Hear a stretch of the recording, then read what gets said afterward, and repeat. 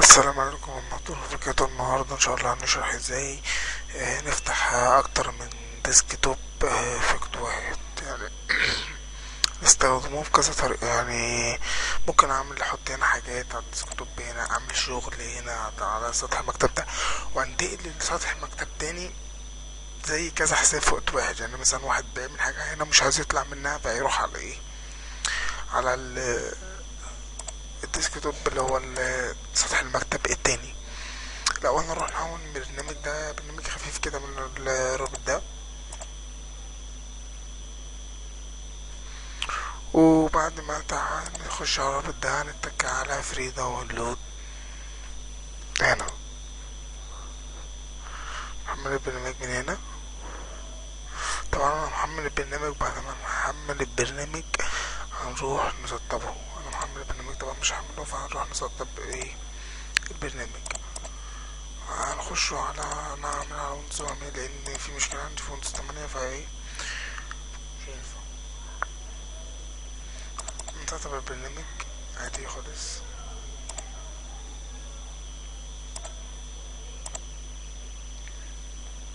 ماشي، ننتظر شوية.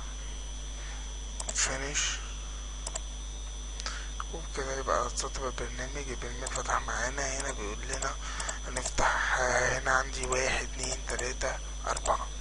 عندي 4. ممكن ازود صفحات من هنا كده بالعرض او بالطول، ازود زي انا ما عايز، انقص هو انا بيسمح لي كده، ازود زي انا ما عايز. انا اخليهم 4.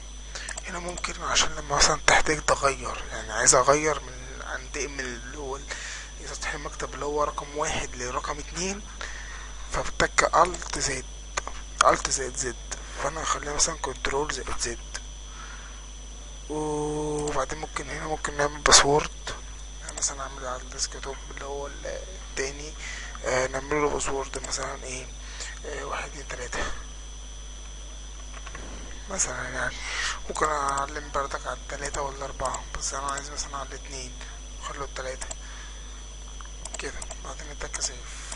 هنتكة هنا، هنتكة لو عايز تخفيها متبقاش موجودة هنا، مثلا دونت شو دي، بس احنا ايه مثلا ماشي خليها دونت شو.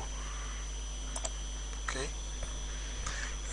عايز بقى انقل من الديسكتوب الاساسي للديسكتوب اللي هو التاني بقى. بعد التكة احنا عملناها كنترول زد، كنترول زائد زد. هنا بقى عندي 1 2 3 4. هنا صورة قفل. لو دخلنا نخش على اللي هو الديسكتوب رقم 2، هيقول لي ايه الباسورد. هنكتب 1 2 3 كده. فتح لي ديسكتوب جديد. يعني انا فتحت من الكمبيوتر كده، فتحت من الكمبيوتر كده، فتحنا كده حاجة كده. ونتكينا كنترول زد تاني، هنلاقي هنا فتحنا حاجة. نفتح مثلا على كنترول اللي هو الديسكتوب رقم 3، هيفتح لي واحد تاني برضك نفس الشكل. ونفتح مثلا البرنامج ده، اهو شايفين كده. نتك كنترول زد زد زي ما انتوا شايفين كده، هو بيفتح معانا. ونفتح هنا نفس الموضوع. ممكن افتح بقى هنا برامج كتير من الكمبيوتر كده. وبكده يبقى احنا فتحنا هنا. عشان انا في قفل مقدرش اشوف هو ايه اللي مفتوح علشان القفل الباسورد ده الامان يعني. هنا شوف انا ممكن بقى احول. يعني مثلا انا ممكن اشغل هنا برامج برمجة، برامج اي حاجة انا هنا، واتحول انا كده مش شغال على حاجة.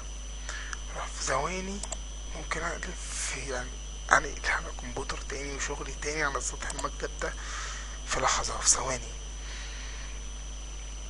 كده. يبقى خلصنا شرح النهاردة، وكان معاكم اخوكم في محمد عباس، والسلام عليكم ورحمة الله.